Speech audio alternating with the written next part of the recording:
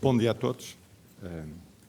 Eu sei que estamos super atrasados, portanto, obviamente que cumprimento o seu reitor, cumprimento a equipa reitoral, agradeço muito, mesmo muito, o convite que me fizeram para estar aqui presente e gostaria de dizer que sinto muito feliz por ver uma plateia tão preenchida, o que é realmente algo que, de alguma forma, mostra uma evolução da universidade para esta área, que eu há muitos anos também me dedico e que considero que é cada vez mais premente a universidade refletir para um trabalho que teremos que continuar a empenhar-nos cada vez mais.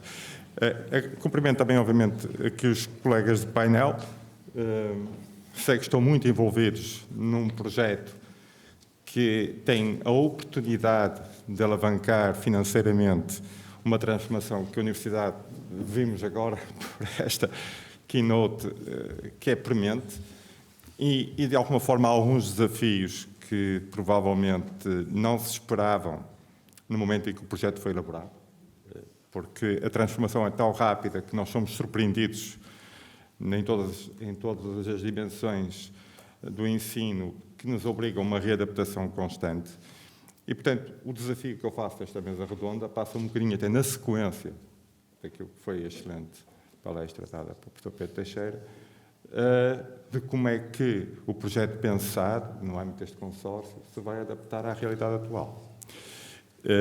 E esta adaptação, como é que ela vai decorrer ao longo do tempo do próprio projeto, que já de si é ambicioso, e que, de alguma forma, vai ter que ter uma ambição para além daquela que estava pensada há 2 anos atrás, num contexto onde a inteligência artificial já se pronunciava, mas sobre a qual nós ainda não tínhamos sido atropelados. Portanto, agora, neste momento, o que eu acho é que nós estamos a ser atropelados pela inteligência artificial, nem sequer ultrapassados, porque quando somos ultrapassados podemos competir, quando somos atropelados ficamos mesmo de rastros. E, portanto,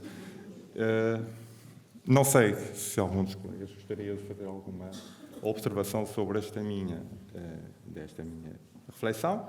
A segunda, que podem escolher, tem a ver exatamente com o objetivo de como é que nós conseguimos convencer-nos a todos, e não só os convertidos, como há pouco foi referido, a trabalharmos nisto. E como é que damos condições a todos nós docentes, um bocadinho terminando aquilo que também o professor Pedro Teixeira referiu, como é que nós vamos conseguir, no nosso dia-a-dia, em que eu neste momento estou aqui nesta mesa e daqui a bocado tenho que estar noutra mesa, num congresso da minha área científica, na qual eu estou na direção e devia lá estar tão bem, e por isso peço desculpa, vou ter que sair logo a seguir, mas na realidade, como é que nós, por esta premência que estamos constantemente a saltar de coisa em coisa, como é que nós vamos conseguir abarcar todo este desafio? Portanto, e que isto seja valorizado realmente na nossa vivência na universidade e na nossa carreira, seja ela qual for.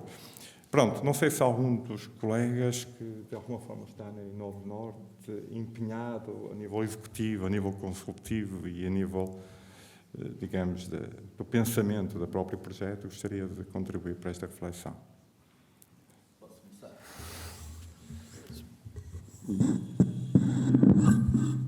Bom, muito bom dia a todos e a todas. Gostaria naturalmente de começar por cumprimentar também os colegas da mesa, cumprimentar de uma forma muito especial também a professora Sónia Rodrigues e agradecer o convite para estar aqui nesta mesa e aos restantes colegas também de Novo Norte que estão aqui presentes. Isto fica difícil a falar depois a seguir do professor Pedro Teixeira, porque na verdade, todos nós sabemos, a clareza e a eloquência com que ele faz sempre as apresentações dele torna ainda mais difícil a tarefa, né? De nós podermos acrescentar algo que não seja de alguma forma repetitivo e que pelo menos de alguma forma contribua para esta reflexão que estamos aqui hoje a ter. Eu acho que, de toda a forma, eu vou aproveitar estes poucos minutos que tenho para tentar sintetizar aqui alguns dos aspectos que ele já tocou e outros que eu acho que, também indo de encontro ao repto que o professor Fernando Damião trouxe, poderão mostrar aquilo que o Inove Norte pode ser do ponto de vista do contributo para a ação, não é? Que também foi uma das questões que o professor Pedro Teixeira aqui trouxe, não é?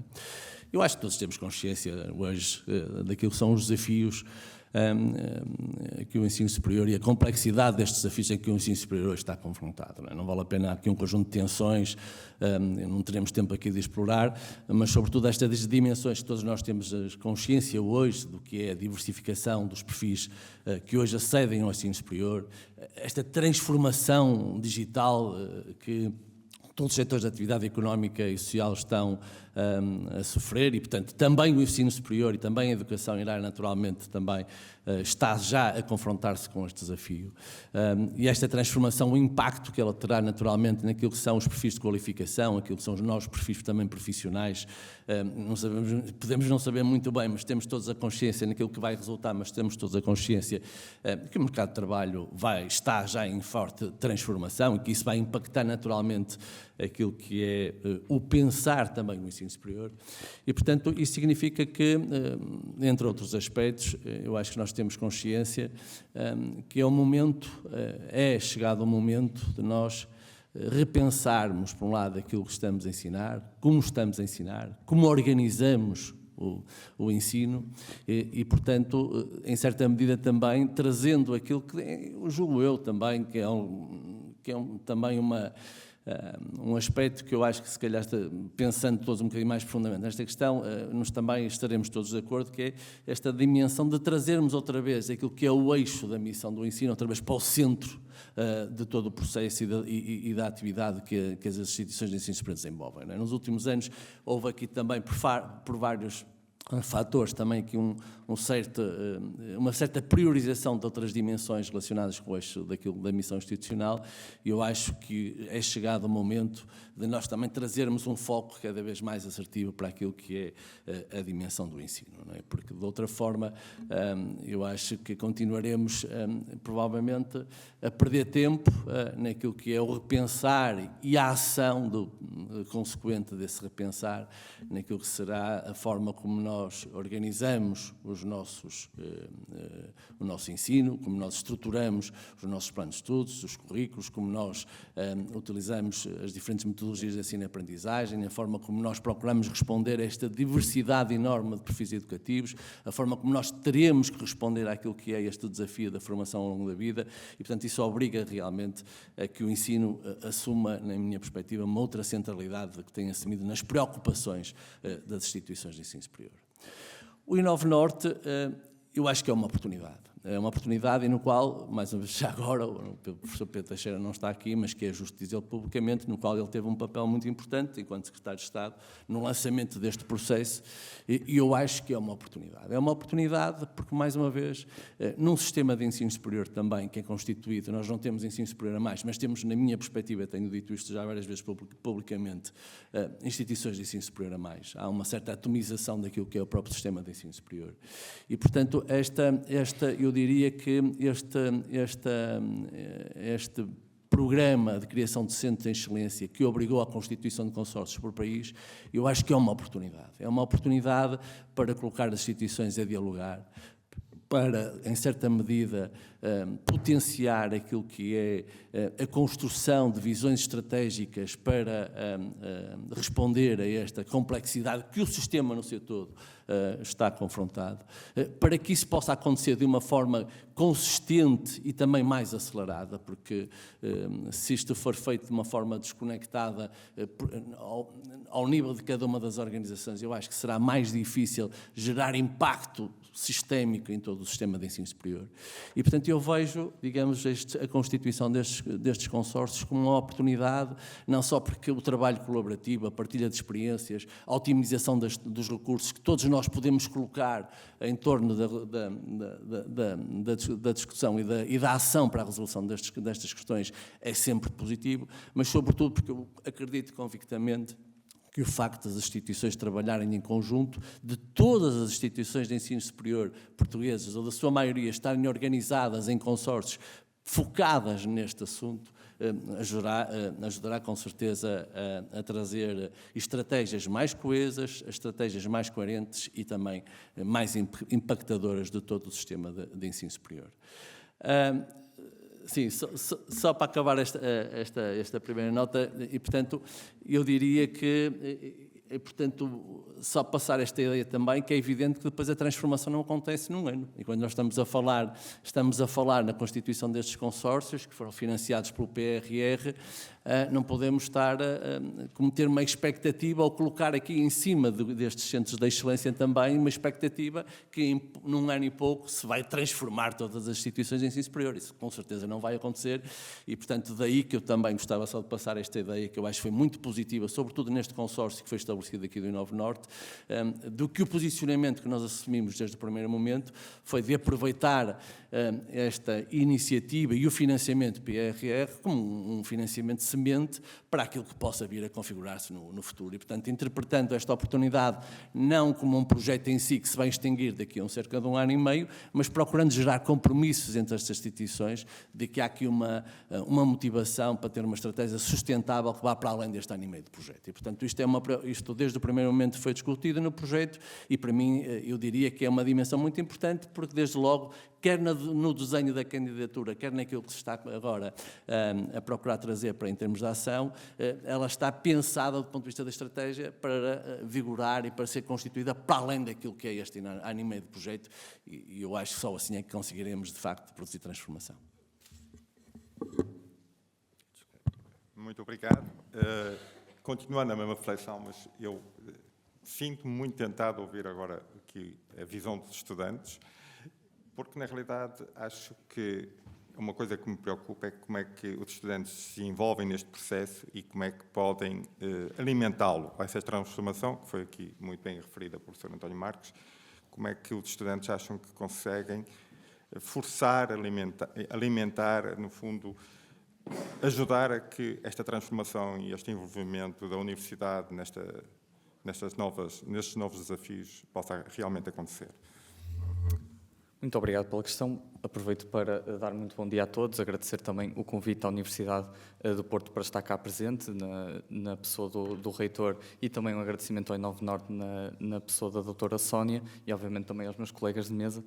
Para ir ao encontro da sua questão, eu acho que a resposta é um pouco orgânica. Eu penso que os estudantes sempre estiveram no centro da mudança do que é o ensino em Portugal.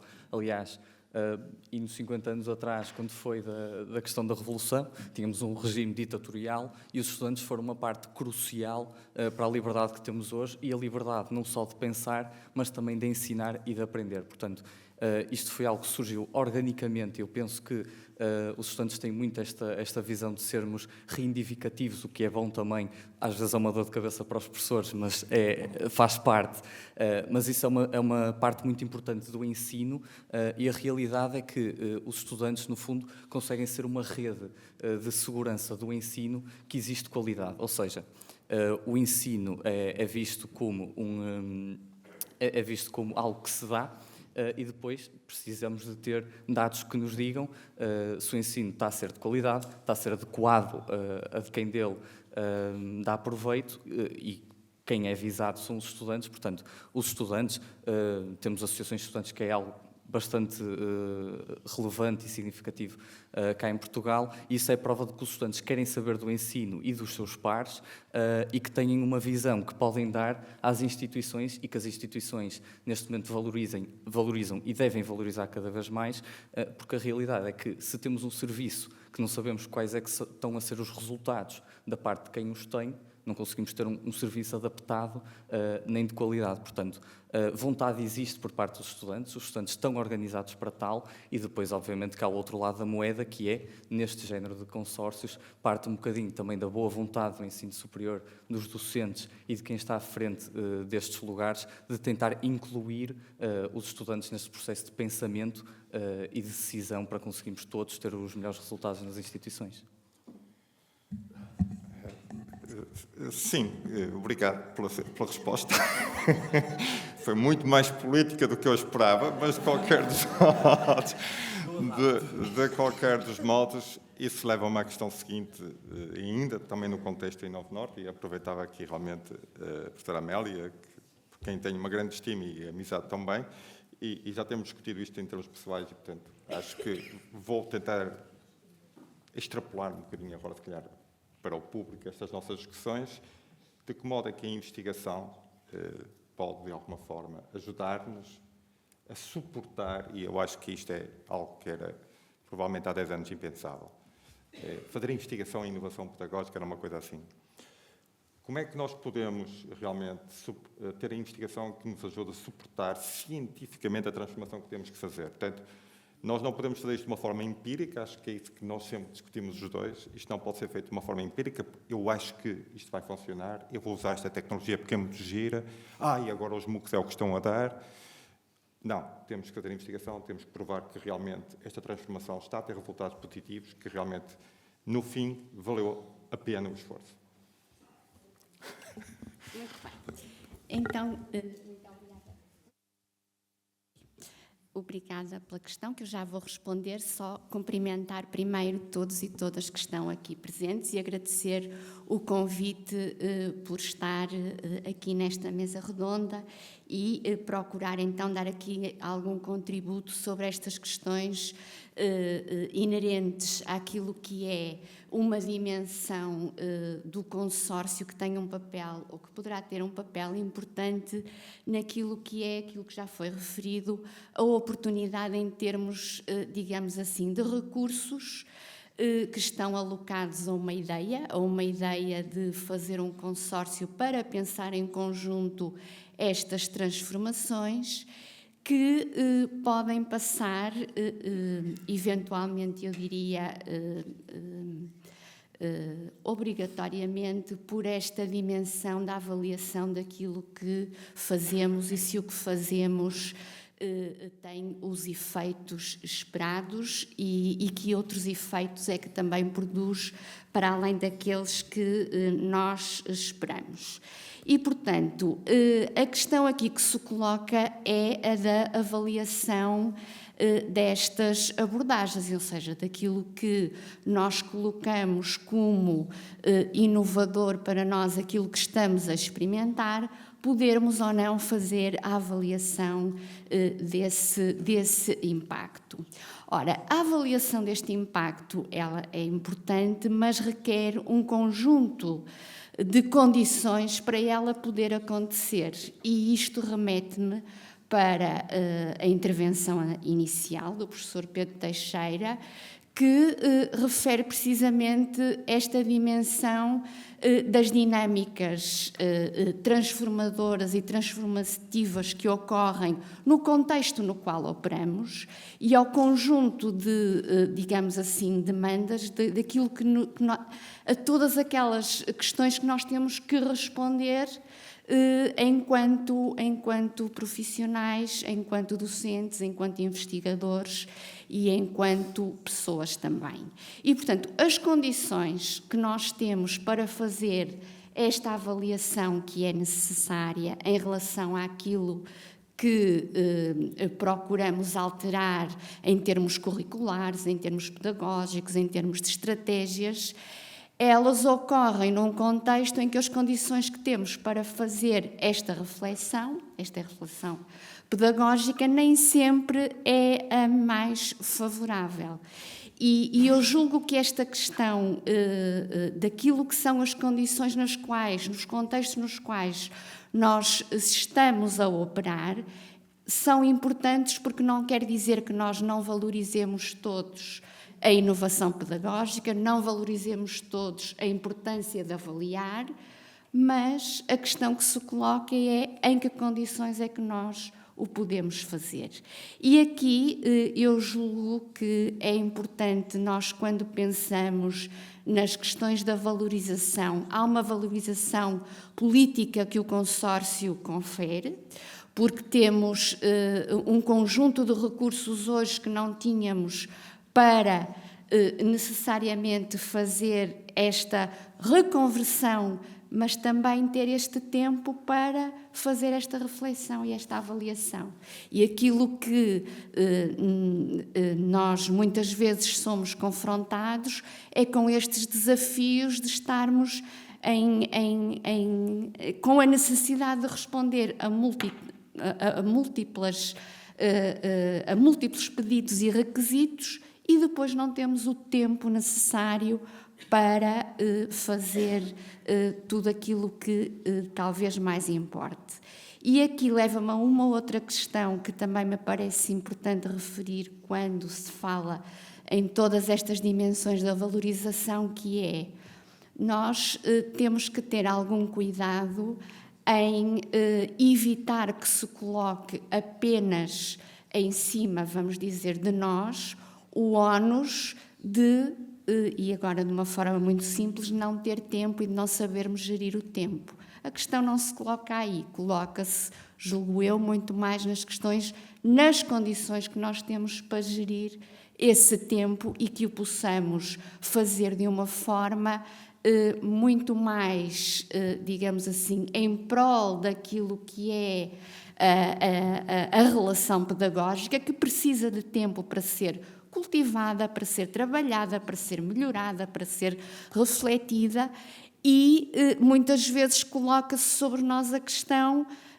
de nós não termos essas condições para fazer este exercício nas melhores condições. E, portanto, quando se fala em valorização, por exemplo, na questão da progressão na carreira e tudo mais, isso coloca-se, é importante e tem que haver, mas nós sabemos quais são os efeitos perversos da avaliação, da dimensão de investigação, que é que isso tem, e que nos leva muitas vezes a entender esta ideia da inovação pedagógica como supletiva, como algo que vem por acréscimo. Nós temos que tirar tempo agora para preparar aulas, nós temos que tirar tempo para pensar o que é que vamos fazer em sala de aula, e isso é o que realmente me preocupa, assim, de um ponto de vista mais individual e institucional. Dentro do consórcio, eu acho que nós temos essa oportunidade, temos recursos e nós precisamos de apoio, nós precisamos de estruturas, nós precisamos de pessoas especializadas em determinadas dimensões que possam, de facto,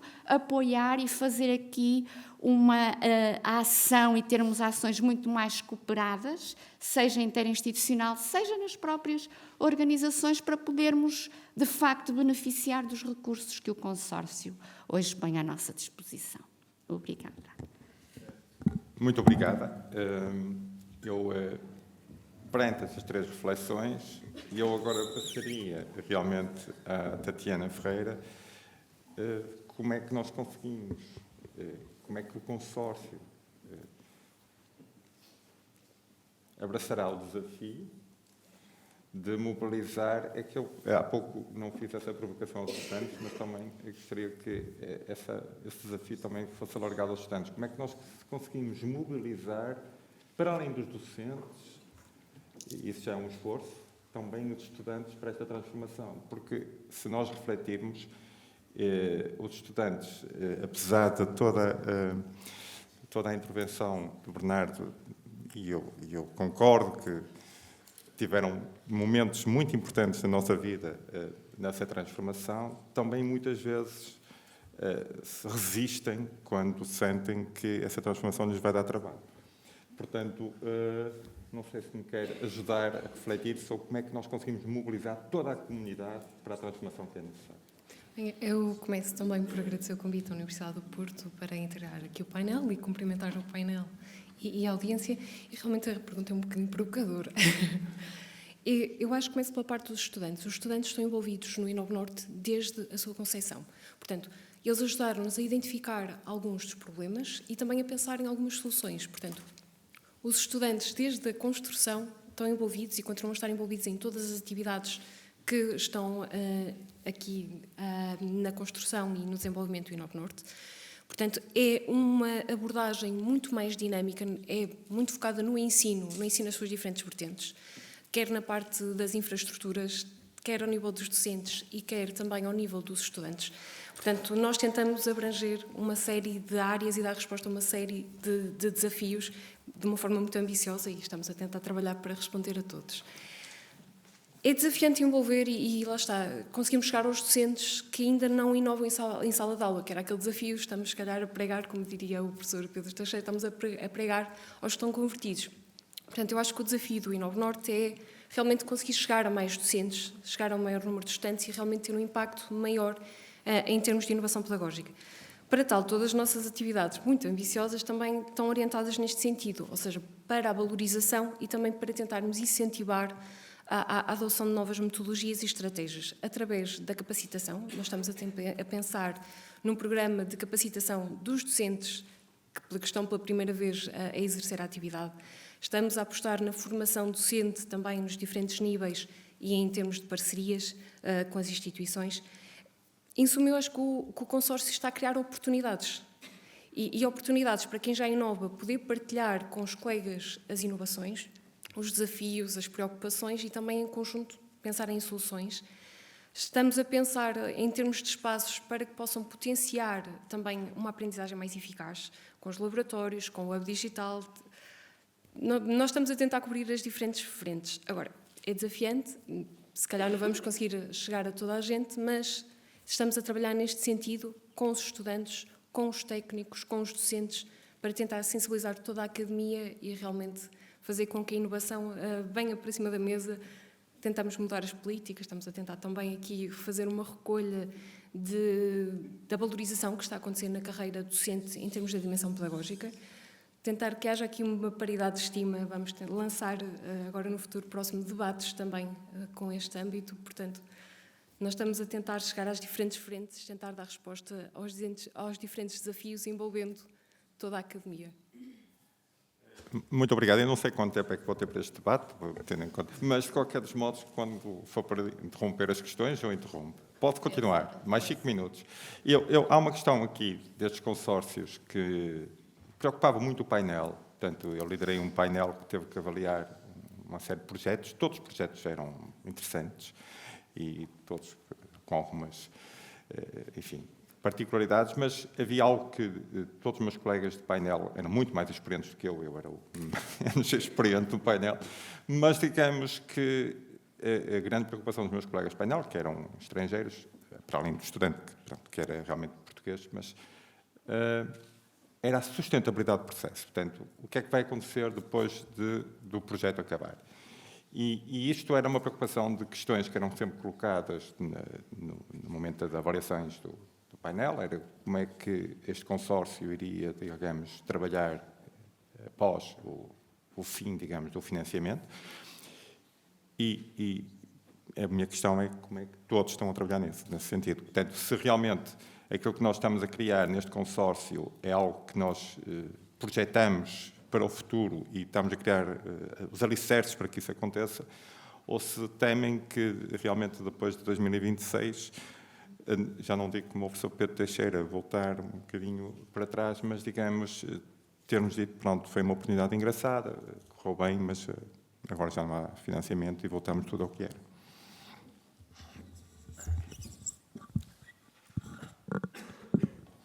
Pois, essa é uma das questões centrais e, como eu há bocado tive a oportunidade de referir, foi uma preocupação deste consórcio desde o primeiro momento. Nós podíamos ter desenhado um projeto para responder àquilo que é a natureza do financiamento e do período de execução deste projeto e, desde o primeiro momento, aquilo que discutimos no consórcio é que esse não era o posicionamento que nós queríamos assumir. E, portanto, o posicionamento que queríamos assumir era um posicionamento para além do projeto e significava, desde logo, olhar para as atividades que estão inscritas neste primeiro período de execução como sendo uma estratégia de capital semente, de atividade semente, que possam, digamos assim, potenciar uma ação futura que terá que ser necessariamente de continuidade no tempo e em continuidade com esta primeira fase. E esse compromisso está claro e foi assumido por todas as instituições que integram este consórcio. E, portanto, a boa nova é que este projeto, independentemente daquilo que venha a acontecer no futuro, e nós temos como expectativa que o trabalho que foi lançado pelo professor Pedro Teixeira e que foi empregado por este governo tenha continuidade no futuro. E, portanto, na próxima semana é precisamente constituído o CNIPES, Conselho Nacional de Inovação Pedagógica, no qual têm assento todos os consórcios e também peritos externos e representantes dos estudantes, etc. E que, portanto, esta visão que está a ser constituída ao nível local, regional e nacional, seja uma visão e que é um esforço, como todos nós imaginamos, não é? É um esforço das instituições, do país, vá ter continuidade e só assim é que fará sentido, porque acho que nenhum de nós tem dúvidas que se nós colocarmos todo o enfoque nesta este ano e meio, que é o período que há financiamento e execução para o projeto, dificilmente iremos acrescentar valor e transformação. E, portanto, temos mesmo que olhar para este processo como uma primeira fase e significa que continuaremos cá todos em conjunto a trabalhar nesta sequência nos próximos anos para que esta transformação seja efetiva e seja verdadeiramente transformadora. E para ela ser transformadora, só para acabar, para não me alongar, ela tem que mobilizar os docentes, os estudantes, os funcionários não docentes, tem que mobilizar as comunidades e tem que também ser bidirecional, ou seja, tem que haver aqui clareza naquilo que são os órgãos de decisão das instituições e tem que haver prioridades, como há bocado também o professor Pedro Teixeira dizia, tem que haver prioridades e, portanto, tem que haver aqui clareza, tem que haver envolvimento dos órgãos de gestão das faculdades, da instituição de ensino superior no seu todo, para que haja aqui uma abordagem sistémica, né, que cruze várias políticas, a avaliação do desempenho docente, as políticas de recrutamento e de progressão na carreira, as políticas de avaliação institucional. Portanto, tem que haver esta convergência global e tem que haver também depois aquilo que é a própria co-construção, seja com estudantes, com docentes, para que isso possa de facto ser potenciador da transformação, porque senão eu temo também, como se calhar não sendo demasiado pessimista, até porque sou habitualmente otimista, temo que se calhar, daqui por 2 anos, estamos aqui a falar que foram investidos os milhões largos do PRR, mas não foram transformadores. Suponho que o Bernardo quer referir alguma coisa nesta área. Se quiser só... Deixo só uma nota breve, também numa visão um bocadinho otimista, que obviamente, e temos todos grandes preocupações com a questão do PRR, que parece que foi investido muito dinheiro e agora vai cair muita coisa por terra, principalmente na questão da habitação, mas eu acho que nós temos uma ideia muito grande de fragilidade, que também depende um bocado da mortalidade que nós temos da nossa visão. Nós somos todos mortais e pensamos que também tudo tem um início e tem um fim. Os projetos acabam, as pessoas passam na vida e também desaparecem, mas há uma coisa que nunca desaparece, que são as ideias. As ideias, desde que tenham pessoas investidas nelas e que haja significado por trás, as ideias mantêm-se e criam-se órgãos, cria-se financiamento. Não tenho uma visão, obviamente, demasiado otimista que este financiamento aparece das nuvens, mas desde que haja pessoas motivadas e haja um projeto em condições por trás com uma visão de progresso, estas ideias mantêm-se ao longo do tempo e é isso que, desde que haja ideias, haverá boa vontade. Sim, também acredito nisso. Eu sei que tenho mesmo que acabar, vou dar 1 minuto às 2 colegas aqui do meu lado esquerdo. Pronto, professora Amélia, gostaria que me focasse um aspecto que também me parece importante no âmbito da sustentabilidade do projeto. Eu volto a reforçar um bocadinho a questão da investigação. Será que tudo que aquilo for feito no projeto não tem que ser alvo de forte investigação para que, de certa forma, sirva de experiência para o que vem a seguir?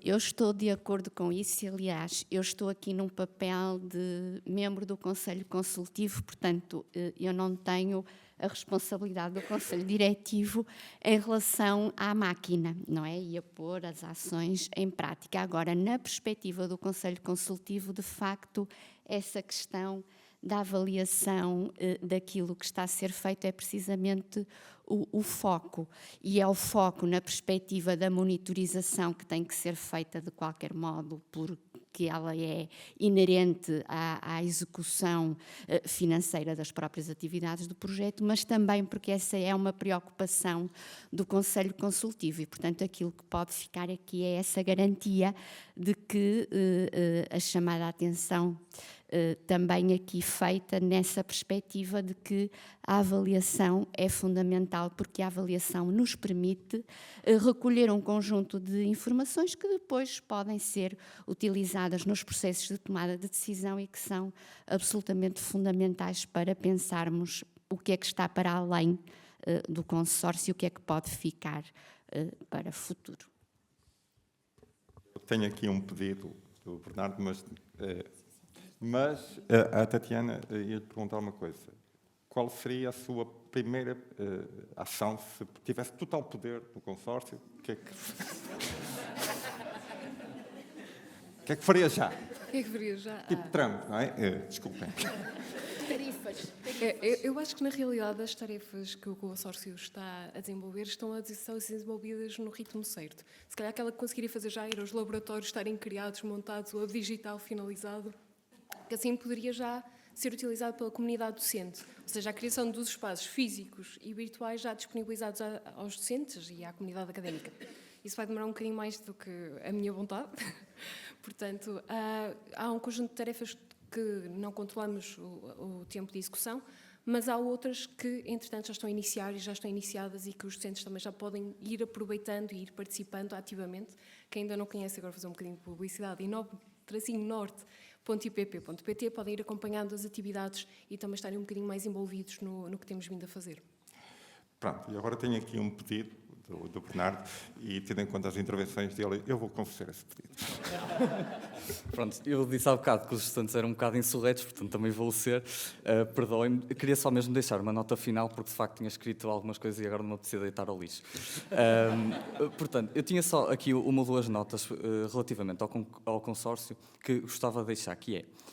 nós em Portugal temos sempre uma visão de que somos um país extremamente burocrático, e é realidade que o somos, e isto já é uma coisa tão portuguesa que é algo que nós sentimos às vezes até orgulho, não é? Quer dizer, nós temos o Ronaldo, temos o cozido e depois temos a burocracia, parece que já é uma bandeira portuguesa.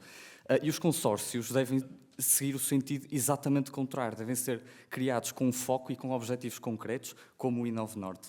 E para isto é preciso haver uma convergência e cooperação, que também foi aqui dita, que seja intra e interdisciplinar, ou seja, intra, temos as melhores cabeças de uma área em específico para resolver um problema específico, e as melhores cabeças de áreas distintas que se unam e intersetem para um objetivo comum.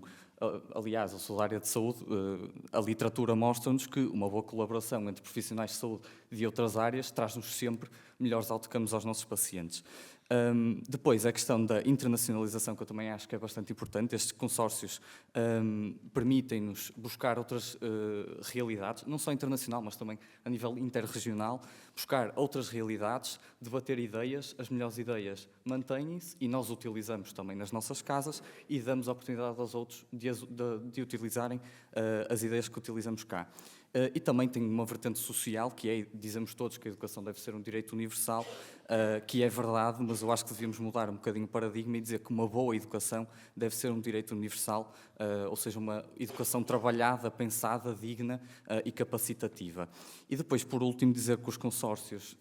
prometo que estou quase a terminar, devem ser um apoio a fomentar a ciência e a estudá-la. Também foi dito aqui há bocado na keynote, com uma visão de produzir progresso. E esta produção de progresso, é muito bonito dizer isto no discurso, em discurso fica-nos muito bonito e dá para uns bons vídeos, mas é mesmo esta ideia de que é muito mais significativo merecer este progresso do que dizê-lo. É uma questão de serventia que nós temos quando trabalhamos por gosto. Ou seja, se eu há bocado nas notícias que neste momento estamos com uma taxa de desemprego dos recém-licenciados a maior dos últimos 6 anos, lembrando que tivemos uma pandemia há pouco tempo, e, obviamente, que seria um objetivo muito mais significativo para o consórcio tentar descer nem que fosse 0,1% desta taxa do que aparecemos nas notícias, fazemos workshops, etc., que são significativos, mas são estes objetivos que às vezes não passam para o público que nos devemos focar. E nós falamos de burocratização há bocado e é uma ideia que volta novamente, que estes consórcios precisam de resultados palpáveis.